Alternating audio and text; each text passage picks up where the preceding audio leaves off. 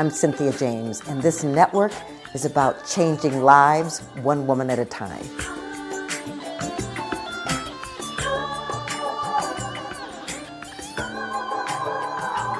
So welcome to Women Awakening. I'm your host, Cynthia James, and I'm really excited because I get the opportunity to introduce you to extraordinary women that are making a difference on this planet, women that are change makers and way showers. And I believe that this is a time for women emerging, that we are coming into the full expression of who we have come here to be. And so how wonderful that I get to invite women to this program and introduce them to you.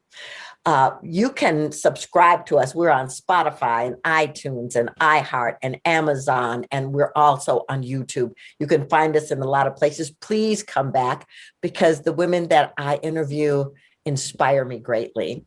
So my guest today is Merlyna Valentine. She's an international speaker, author, consultant. She has received numerous state, national, international awards and commendations as a Teacher of the Year, Principal of the Year, and was chosen as the University of New Orleans College of Education and Human Development Alumna of the Year. But this is what's interesting that I want you to know. Against overwhelming odds, Miss Valentine overcame a medical tragedy and she thrives in her new life. She's learned some valuable lessons since 2007 when her life, as she knew it, was forever changed. She experienced the closest call to death imaginable. And instead of focusing on what happened and what is missing in her life as a quadruple amputee, she chooses to embrace this vastly different path with a positive attitude. This is what's important, ladies. She accepts no excuses and models this in her daily life. Merlyna, thank you so much for being here. It is my pleasure. I am excited to spend time with you today. Thank you. Well, I love your story. I guess I want to start with your childhood. How did you grow up? I mean, did you come from a family of educators? What inspired you to be an educator? So you're absolutely correct. I grew up in a house filled with the importance of education. My mother, a lifelong educator herself, worked for over 40 years in the field. And my father was an educator for a few years before he transitioned to a manufacturing job. At the time, you couldn't feed your family and do all you needed to do with an educator's salary. So I did grow up around educators, and that love for learning and that quest for learning, along with my just passion for children and the love that I had for children, it led me straight to that path of being an educator. I say it's in my DNA. I think I was born with it. Yeah, awesome. And so you were a teacher. What did you teach? So I taught second grade for nearly 14 years. And then for 3 more years, I had a plethora of tasks that I did, from being a writing extension teacher to a teacher who worked in enrichment and teaching kids how to express themselves through art. So I taught every subject in second grade, and it was absolutely an incredible journey. Well, and second graders are just so open and so wonderful. I just love that. So, and then you decided to become a principal. So yes, I had the encouragement of a close cousin of mine who had taken that leap. And I said, I never wanted to leave the classroom because I absolutely love the little family we created each year and the lives I got to touch, and their families became close to me. And she said, all you're doing is making a transition to be able to have that same impact, but with a broader reach, because now you'll be, able to reach every student in that building. And so I said, that sounds like a great plan. I'd love to touch more lives. And I just decided that's the path I wanted to go on next. Well, what I love about that is clearly you made impact. You're Teacher of the Year, Principal of the Year. I mean, you definitely made impact. So I want to talk about your life today. And I want to talk about the incident that happened. And I happen to know some of your story, but I want you to share it because it was quite startling what happened. Yes, it was. It was 2007, August, and it was the kickoff to a new school year. And I was so excited at Meet the Teacher night, my favorite night. And I was a school principal then at 650 students and a pre-K to fifth grade school. And I was ecstatic about the new school year. It was my second full year starting as a principal. And I had a pain in my side. And I said, whoo, that was intense. And so I sought medical care the following day because I said, this is Tuesday and Wednesday is the first day of school. I can't miss that. Diagnosed with a kidney stone. Isn't that such a common thing? I wasn't the least bit concerned. I said, tell me what I need to do because I have a school to run. And I was told I'd have treatment on Friday with a specialist coming up with the plan. I didn't make it to Friday. On Tuesday night, it felt like I had the worst case of the flu ever. And so I visited several hospitals in the course of a few days where they could not figure out what was happening. And finally, at the fourth and final hospital, after being ambulanced from hospital to hospital, as things progressed and only got worse, I arrived there 30 minutes from dying. That night, my family was told I had a less than 10% chance of surviving the night. And it was because that kidney stone blocked my kidney and an infection was ravaging through my body. I experienced something called sepsis. And that was the beginning of this transformation that I had to go on. And I survived, obviously. I beat that 10% chance, right? Turned it into 100%. But it was a long and arduous road. I spent weeks in the intensive care unit on a ventilator. I spent months in the hospital and 2 years recovering at home and fighting my way back. Because of the sepsis and some of the treatments used to save my life, blood flow to my extremities was compromised. And that is what ended up in me becoming a quadruple amputee. I lost both of my hands and both of my legs below the knee. And here to me is the best part of this story, that when people counted me out and when this tragedy was supposed to be that defining moment for me where I would decide I'm going to give up and it was just too much, that is when that pain inside of me fueled my purpose. And I said, I have a school to get back to, things I started that I didn't get to finish. And when my district said, we believe in you, and if you're ready to come back, do that. 2 years to the date of that illness, I'm so extra. I didn't just walk back into that building. That would be just so ordinary. I danced my way back in as the building principal, and I have not looked back one day since. That's why I say I thrive in this new life and in this transformation that happened when change chose me. Well, I love that. And I love that. So I just want to dissect this journey just a little bit. Sure. Because when they're telling you and your family that your chances are small, where was your mindset in terms of accessing faith? Because I can tell that you're a faith-filled woman. That is the best perception that you can have about me. I am definitely a faith-filled person. And in those first 3 weeks in the intensive care unit, when my family had to leave because there are very strict visiting hours, most days I was only left there with me and God. And right from the very beginning, as soon as I was brought out of a medically induced coma that they had put me in for 7 days, I remember looking at the clock and hearing doctors say, we're not sure she's going to make it. We're not sure she'll be here in the morning. Should we call in her family? And I remember that night looking at the hour hand moving and thinking each hour means that I'm still here and that tomorrow is a new day and that new day is coming. And I remember God saying, I brought you here and I'm going to be with you the whole time. You're not here alone on this journey. Even though no one's in this room with you, I am here. And from that moment on, I felt a sense of peace about what was going to be the outcome and that I could press on and move forward because I knew that I was going to be okay. And I felt like I was left here to tell this story. And so the miracle that I am is something that I will shout from the mountaintops, that it's only because of my faith that I believe I was able to come out of this in the way that I have. Yeah, it's really interesting because other people that I've interviewed or people I've worked with, they all say the same thing, that they're diving deep into faith and activating something in the universe to support them. What was the moment of shift, the change maker? Absolutely. I agree. So, okay. So, all right. So now 2 years and, I'm assuming that you got prosthetics, right? And So I need to know, what was that journey like? When I was at Mile High, Amy Purdy, who, right, you know who she is. She danced on Yes, that. I follow her, of course. Yes, and she really talked about this journey, but I think people don't really understand. It's not that they just come in and say, "Oh, here, put this on," and then everything's all rosy. Absolutely not. And so for me, my legs were amputated first, and I was excited about that and felt like it was the next step needed on this journey because I'd been horizontal for nearly 2 years. And so I was ready to stand upright and to get moving forward. And I put on those legs, and I expected, just as you said, that I would just start taking steps and go on my journey. But the first time I stood up, I could only stand for 3 seconds because my body's stamina and the blood flow rushed to my head. And so I was a little discouraged on that first time standing because I thought, is this going to be what it's like? How long will this take?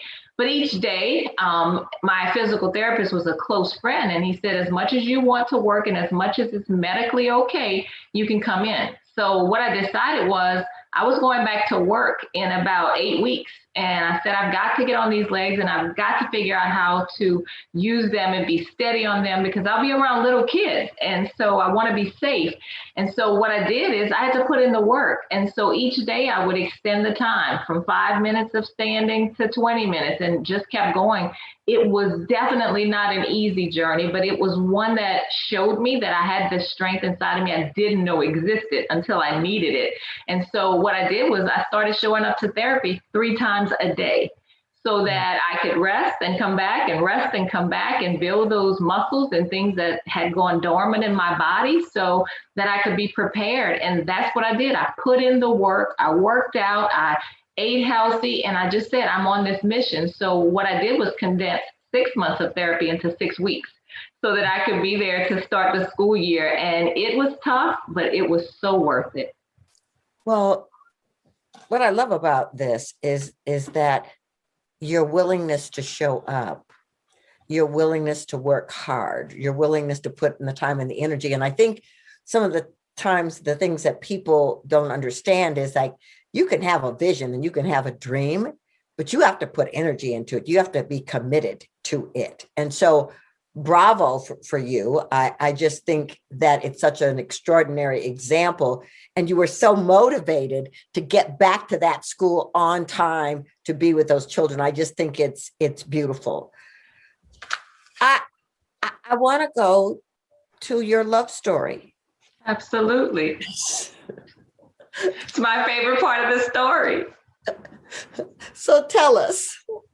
So when this all happened, I had been dating this amazing man named Tori Valentine.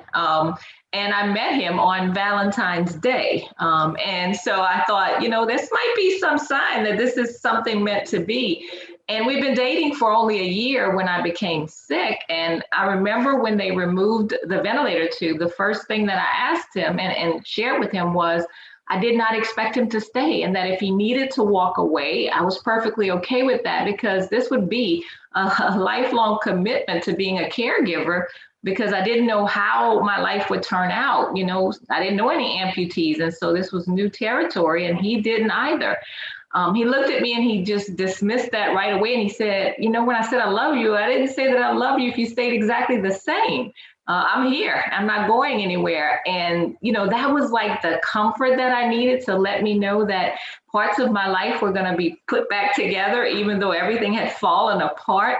And so he did that. He left his home, which was an hour away from me, his family, his job, his career. And he said, you're getting back to your school and your passion means so much to you that I'm going to make sure I do what it takes to make that happen. That's what he did. So when I shared with him that he'd be doing hair and makeup, he was a little taken aback because he has a bald head on purpose because he didn't want to fool with hair. And he had no idea that I wore makeup because for that year we dated, he only met that representative, the one we put forward of the best version of ourselves. And so we struggled at first. I was Bozo the Clown for quite a few moments, with him trying to do my makeup, but thanks to YouTube videos and his desire to make sure that I look the best when I return to that job, we are where we are today. I have my own makeup artist and hairstylist for every occasion, for every day. And later on, 2 years, when I began walking, he proposed and he said, we're going to go down the aisle. And that's what we did. I was able to walk on those prosthetic legs and hold on to him with these prosthetic hands and marry the man who made me believe in fairy tales again. And we've been on this journey. We had our 10-year anniversary this year in April, and each day is like a new beginning, a gift I get to unwrap with him because of the love, the unconditional love that we have for each other. And I just try to show up every day as my best so that he knows he made a good decision and he hit the marriage lottery when he decided to stay with me. Well, that is such an inspiring, heartwarming story. And for any of you ladies out there who are thinking that that kind of love isn't possible, that bubble just got burst, didn't it? Right? Yes, it did. I mean, for him to give up everything and to come and to care for you in that way, but I also want to say, I really believe that that happened because of your level of consciousness and your level of faith and your level of light. I think so, because I think we were initially drawn to each other on a deeper level. As we had that very first conversation, we talked about things that I don't believe I talked about with anyone else for years. And right away, I knew he was a faithful person, raised in the church and constantly encouraging me to discover more about my faith before this all happened. And right now, he is the one that constantly reminds me of things that bring us right back to what is our driving force in our marriage, which is that God is the third person in our marriage. And with that, nothing shall make it fall apart. So I totally agree that we had this connection that I can't explain, but it was felt from the moment I met him. And then I learned his name was Valentine, and I thought he has to be someone filled with love. I'm going to steal that last name. And that's exactly what happened. Well, it's so beautiful. And by the way, when you talk to him, tell him bravo on the makeup and the hair. Just want to say. I surely will. So what's next? I mean, what's next for you? You got back to your school. What's unfolding now? So I returned, I worked hard. I had some tough days, just physically trying to figure out how to manage the tasks that principals are asked to do, but I stepped up, I showed up every day, and I had a supportive cast of my family and friends, as well as those people who were my colleagues and my students. If I dropped an ink pen, there were 20 kids right there to pick it up because they did not want me to have anything happen during the course of my day. And that's when I went on through my hard work and the efforts I put in to win Principal of the Year for our district and named one of the top 5 principals in the state of Louisiana, something that most people said would be impossible. They didn't expect me to even return to my job as a quadruple amputee, but I kept just showing up and showing them who I was and how I was going to be present every single day. About 4 years into that principalship, my new superintendent asked me to join her executive staff and become the executive director of elementary schools and supervise principals. And so that led me to another level in my career and something I wasn't expecting, did not desire, but I said, God called me to this and I'm going to just do what's being asked of me. And then 3 years after that, I retired and I made my 30 years as an educator. And I said, there's something else pulling at me, something just greater than me right now in this moment, that my message has a desire to be heard by people all over, and that I could be the reason people never give up hope. And that's when I decided I would use my voice and become a speaker. I'd already done some little things, but then it just started unfolding for me right before my eyes. And God was kicking in doors and saying, this is a space that I want you in. This is what I want you to do to share your message. And so that's when I decided that would be the next part of this journey. So incredible. So I just feel like I've been bathed in a love language of some kind. I mean, it's beautiful. And so I want, if people want to know your story, connect with you, how do they find you? Absolutely. So I am on every social media platform on Instagram and Facebook. You can search Merlyna Valentine. And on Twitter, of course, I am there, and my handle is Merlyna Inspires. And I have a website, and it is sherovalentine.net. So Shero, Shero, Valentine.net. That was given to me by someone I met while I was out speaking, who became a great friend and said, I am designing a website for you because I want your reach to be even greater. And since you are my Shero, that's what I'm going to name it. And so I said, I go with that. Not a problem. So they can find me there as well. I love it. Well, and I love your positive energy and positive outlook. And I really love the way in which you are willing to surrender to the energy and the flow of the divine that's operating as you. It's quite evident. I am always going to trust, because when I didn't know where this path was leading and why I was chosen for this very different path at 41 years old, to have your life turned upside down. And it was then that I was stood right side up. And I said, from here forward, I've got to trust and just go with the plan. That's all I can do. Yes. Beautiful. So I ask each guest the same last question. So here it is.